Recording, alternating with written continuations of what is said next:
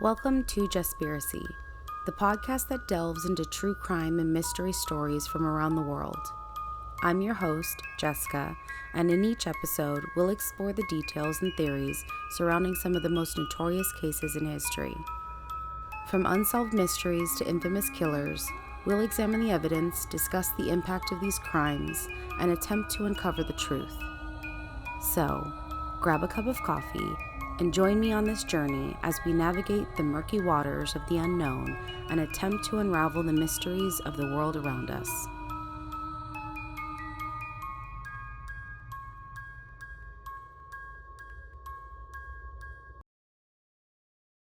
On August 6th, 2023, 37-year-old Rachel Morin was reported missing after not returning from her regular jog along the Ma and Pa Trail in Hartford County, Maryland.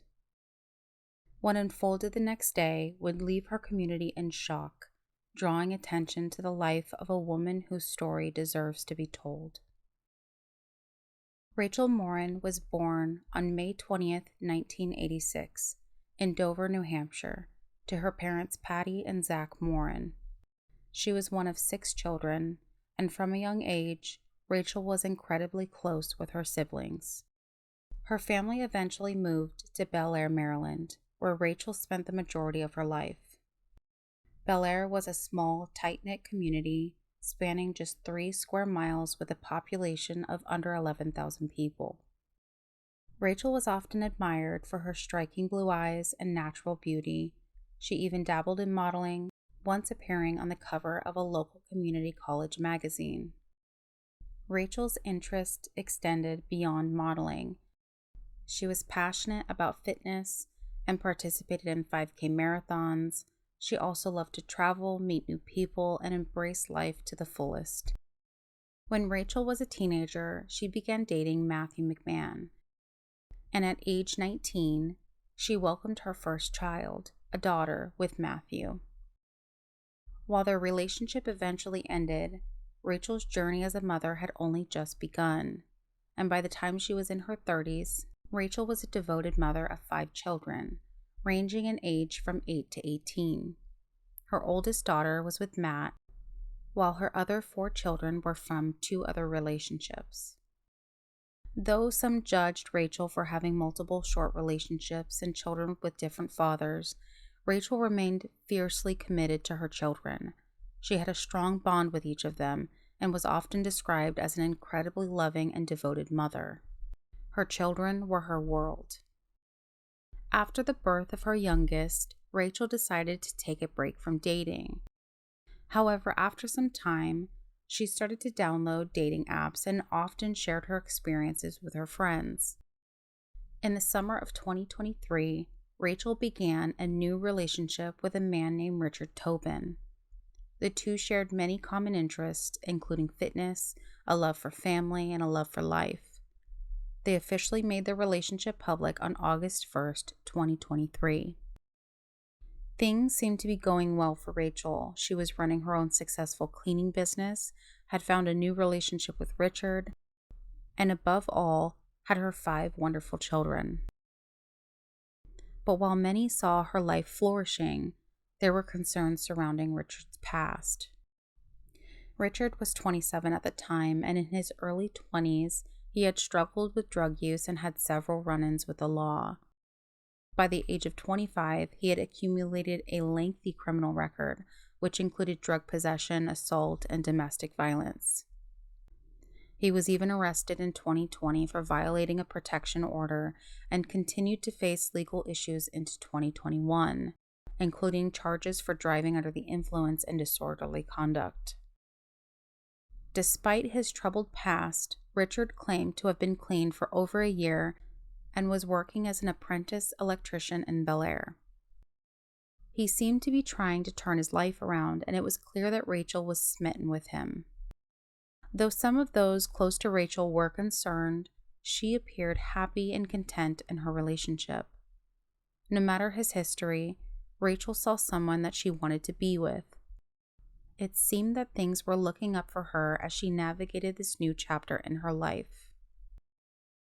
On Saturday, August 5th, 2023, Rachel Morin's day began like any other, and by 2 p.m., she arrived at her favorite tanning salon while she spent some time relaxing before meeting up with Richard Tobin.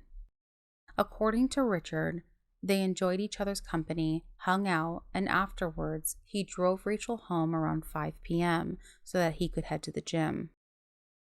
Rachel left for a run around 6 p.m. on the popular Ma and Pa Trail in Bel Air, Maryland. This trail is an iconic landmark, serving as a historical reminder of the Maryland and Pennsylvania Railroad that ran through the town until 1958. Known affectionately as the Ma and Pa, this short-line track connected Pennsylvania to Maryland, allowing passengers and freight trains to navigate through densely wooded areas, speeding up travel between the two states. Many locals felt a deep sense of loss when the railroad was disassembled, prompting the state of Maryland to construct the Ma and Pa Heritage Trail, allowing the community to walk the same path that the trains once traveled. The trail itself is approximately 6.2 miles long, but the Bel Air section stretched for just 3.3 miles, running beneath a bypass before linking to the next segment of the trail. On that summer evening that Rachel decided to go for a jog, the trail was likely busy with people enjoying their summer evening walk. As the evening progressed, Rachel had yet to return home. Richard didn't initially worry, as walking the trail could take a few hours, especially if someone paused to appreciate the scenery or to engage in conversation. However, as time passed without any communication from Rachel, Richard grew increasingly concerned. After several attempts to reach her via text and phone call, with no response, Richard decided to report Rachel missing. That was around 11:23 p.m. that night, and in the meantime, some of Rachel's family members were sadly attending a funeral in Kentucky for Rachel's young niece who had heartbreakingly passed from sudden infant death syndrome known as SIDS. In the early hours of Sunday, August 6th, Richard discovered Rachel's car parked at the entry point for the Ma and Pa Trail on William Street in Bel Air. Concerned, he immediately called the police to report what he had found, and officers arrived to search the area and inspect the vehicle, but at first, they found nothing out of the ordinary. The fact that Rachel's car had been parked overnight solidified the belief that she was indeed missing, as there was no reason for her to be on the trail overnight. Hartford County Sheriff Jeffrey Gaylor led the investigation to find Rachel and uncover what had happened to her. By Sunday morning, authorities reached out to the public for information that could assist in locating her. Rachel was described as 5'2", weighing approximately 107 pounds, blonde hair, blue eyes, and when she was last seen, she was wearing a blue or black tank top, a black sports bra, black spandex shorts, and gray sneakers. News of Rachel's disappearance spread quickly throughout the town, prompting many locals to volunteer their time and efforts in the search to locate her. Around 1 p.m. on Sunday, a shocking discovery was made when police received a call reporting the discovery of a woman's body in a drainage tunnel near the Maryland bypass, approximately 70 to 80 feet off the trail. A man named Michael Gabrielski told reporters that he was the one who had found the body, but this claim has been contradicted by police, who stated that a woman had found the body. Michael claimed that it was his stepdaughter who initially discovered the body, and that he had also been present during the discovery. He stated that he was a former National Park Search and Rescue officer, and he knew to check the tunnels where he thought a body could be, quote, tucked away. Michael said he and his stepdaughter had searched for about an hour before making the gruesome discovery. According to Michael, the victim was found naked in a pool of blood and had been beaten so badly that she was unrecognizable. Nearby, a large rock was covered in blood, along with a long trail of blood, suggesting that the woman's body had been dragged. Law enforcement later confirmed that the body had been the victim of extreme violence, revealing that she had been raped and beaten to death. The body was eventually positively identified as Rachel Morin. Rachel Morin's murder made national headlines, capturing the attention of the public and law enforcement alike. Investigators reported that they received hundreds of tips within the first week following her tragic death, exploring various possible suspects, including men from Rachel's past relationships. 12 days after Rachel's murder, the Hartford County Sheriff's Office made a significant announcement. Rachel Morin's homicide had been linked to a disturbing home invasion and assault involving a 9-year-old girl and her mother in Los Angeles on March 26, 2023, at approximately 3:30 a.m. DNA evidence from Rachel's case was entered into a national database and matched with the evidence collected from the Los Angeles crime scene. Police released surveillance video related to the Los Angeles incident, and based on the video, which showed a man exiting out of the front door, walking away from the house, he was wearing no shirt, in pants, and all you could see was the back of his head and very slightly the side of his face. You couldn't see his face straight on. Based on the video evidence from the LA incident and the fact that investigators could positively link the individual seen in the footage to Rachel Morin's murder, they were able to see a vague physical appearance of this person, so law enforcement was able to eliminate many potential suspects based off of the video.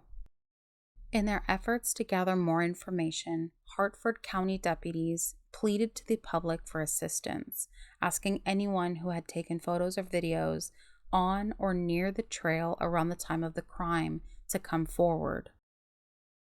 Thousands of flyers were also sent to Los Angeles, where the suspect was linked to the March attack.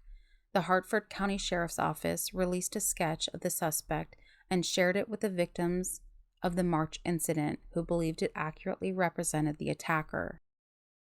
On May 20th, 2024, which would have marked Rachel's 38th birthday, a breakthrough occurred when genetic genealogy led authorities to identify a suspect. Sheriff Gaylor, referring to the timeline as a poetic coincidence or possibly even divine assistance.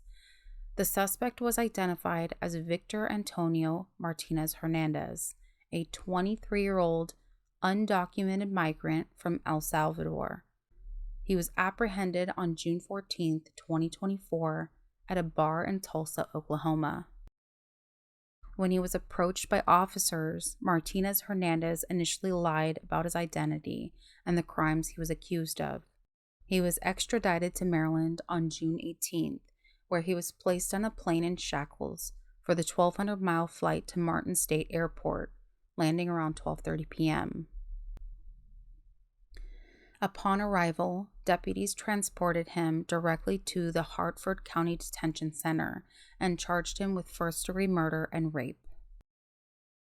Sheriff Gaylor expressed hope that the court would find Martinez Hernandez guilty and impose a life sentence without the possibility of parole. Notably, Martinez Hernandez had crossed into the United States in February of 2023, shortly after a warrant was issued for him in El Salvador in January of 2023 for a murder of another woman. While in the States, he had been previously apprehended by Border Patrol 3 separate times under the Title 42 Public Health Order due to COVID-19, which enabled officials to swiftly remove individuals from the U.S. However, due to the complications with the deportation process, he was released and not deported each of the 3 times. According to court documents, family members indicated that he had been living with them from December 2023 until May 2024. However, law enforcement has not disclosed how long they believe he was in Maryland prior to this period. Martinez Hernandez also had connections to known gangs in the Washington, D.C. area. Martinez Hernandez left his family's home in early May and did not return, leaving behind 2 bags of clothing and a pair of shoes. DNA swabs recovered from these items were processed at the Maryland State Police Forensics Lab, leading to a match with Martinez Hernandez's DNA. On July 2nd, 2024, a grand jury in the Hartford County Circuit Court indicted him. The attorney for the state is pushing for the maximum sentence against Martinez Hernandez. Hartford County State's Attorney Allison Healy has advocated for a life sentence without the possibility of parole, if he is convicted. Randolph Rice, the attorney representing the Morin family, stated that life without parole is the most severe penalty available in Maryland's criminal justice system, since the state no longer has the death penalty. Victor Antonio Martinez Hernandez's trial for the murder of Rachel Morin has been postponed to April 1st, 2025, following a defense request for additional time. The first court hearing marked the first occasion for Morin's family to see the defendant in person, which was an emotional experience, particularly for her mother, Patty. Matt McMahon, who shares a daughter with Rachel, expressed disappointment at not seeing any remorse from Martinez Hernandez. Family attorney Randolph Rice stated that they were prepared for a lengthy legal process and remained committed to honoring Rachel's memory. Martinez Hernandez has completed the 7th grade and is currently receiving psychological treatment at the detention center. His public defenders requested more time to review a substantial amount of evidence, including 1 terabyte of video surveillance data. Hartford County State's Attorney Allison Healy did not oppose the postponement, emphasizing the importance of ensuring a fair trial rather than rushing the proceedings. When Rachel passed, she unfortunately did not have a life insurance policy to provide for her children, which left the family in a tough position. To combat this, Rachel's sister started a GoFundMe with the goal of helping with the costs of the funeral and other expenses. The goal was set for $65,000. A local pizzeria also created a fundraiser and raised close to $7,000 before the holidays to help buy gifts for Rachel's children for Christmas. The money raised by the pizzeria was given to the law firm representing the family to distribute and split the funds among the 5 children. The fundraising efforts seemed to be going well until Matt, the father of Rachel's firstborn, reached out to his Facebook followers to express his anger regarding the handling of the fundraisers. According to Matt, that GoFundMe was originally created with the message stating that the money after the funeral would go to the needs of Rachel's 5 children. However, after reaching a significant amount of funding, the wording on the fundraiser was changed to exclude Rachel's oldest daughter, who was 18 at the time, and was revised to include Rachel's siblings. Matt's post read, quote, "I think the Morin family owes the world an explanation for why the Rachel Morin GoFundMe page, managed by Rebecca Morin, was recently updated to exclude Rachel's 18-year-old daughter and include themselves. It's also worth noting that the Morin family did not deliver any Christmas gifts to any of Rachel's children, despite Box Hill Pizzeria sending a rather sizable check to attorney Randolph Rice for the express purpose of purchasing Christmas gifts for Rachel's 5 children. I have been told, but have not been able to confirm, the donated Christmas gift money remains with Randolph Rice. To date, none of Rachel's children have received anything from any of the fundraisers related to Rachel Morin or her 5 children. Despite an excess of $54,000 being raised with GoFundMe for funeral expenses and to provide for Rachel's 5 children, Rachel still rests in an unmarked grave almost 5 months after the murder." End quote. One reporter managed to get an interview with Randolph Rice, the lawyer who was given the money from Box Hill Pizzeria, and he told the reporter that the money was put into a trust for the children and that he was never made aware of the fact that the funds were intended for Christmas gifts. When he was asked how the children could access the funds in the trust, Randolph responded that the children would have to write letters requesting the money and providing that they needed the funds for health, wellness, or education.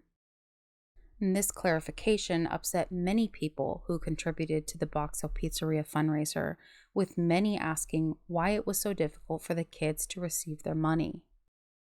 Rachel's oldest daughter, along with the fathers of Rachel's children, has filed a lawsuit against Rachel's mother, sister, and their attorney for failing to distribute the funds appropriately. The Morins, represented by attorney Randolph Rice, assert that all of the funds raised in Rachel Morin's name have been allocated for expenses related to her funeral and headstone. Rice added that any remaining funds have been placed in the Rachel Morin Trust Fund, established to benefit all of Rachel's children. He contends that those bringing the lawsuit are acting out of self-interest rather than a genuine concern for the welfare of Rachel's children. Before Rachel's death, Bel Air seemed like a safe place to be. The small town rarely experienced violent crime, and until Rachel's tragic incident, there were no reported major injuries or deaths on the Ma and Pa Trail. However, murder can shatter that sense of security, even in the safest communities. In response to Rachel's murder, more than 100 cameras were installed on 26 poles along Hartford County's Ma and Pa Trail as a deterrent to future crimes. This advanced camera system covers nearly 2 miles of the trail, focusing on isolated areas with data security stored for law enforcement access. With an estimated cost of $1.2 million, the system, directed by Hartford County Executive Bob Cassilly, aims to detect unusual activity and locate persons or vehicles of interest. It even uses AI to identify suspicious behaviors such as medical emergencies or attacks, alerting authorities for an immediate response. Users of the trail are advised to remain aware, walk in groups, and report any suspicious activity. As we've seen, even in seemingly safe and familiar places like a popular walking trail, danger can strike unexpectedly. This is an unfortunate reminder for all of us to stay vigilant and take precautions, especially when we are out alone. If you're heading out for a walk, a run, or hike, especially in isolated areas, try to bring a friend. Let someone know where you're going. And consider carrying a personal safety device, even if it's only pepper spray. Trust your instincts, and if something doesn't feel right, don't ignore it. Staying aware of your surroundings can make all the difference. Rachel Morin's tragic story is a stark reminder of how quickly life can change and how violence can disrupt even the safest communities. The harm inflicted by this crime is irreversible. The impact of Rachel's murder on her family is beyond comprehension. Her children have been divided among various homes, and Rachel's house has been demolished. The pain that they face, stemming from the brutal actions of one individual, will linger forever. As the legal process unfolds, Rachel's memory remains alive through those who loved her. Her legacy is one of resilience, and the ongoing efforts to honor her memory and seek justice serve as a testament to her life. If you or someone you know has experienced violence or needs support, please contact the National Domestic Violence Hotline at 1-800-799-SAFE, and that's 1-800-799-7233, or text START to 88788. Text START to 88788.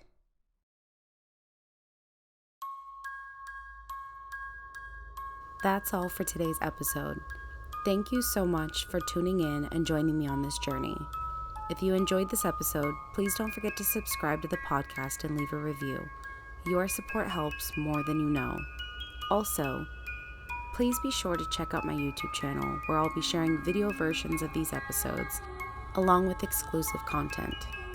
And if you have any suggestions for future episodes, or want to share your own stories, please feel free to reach out.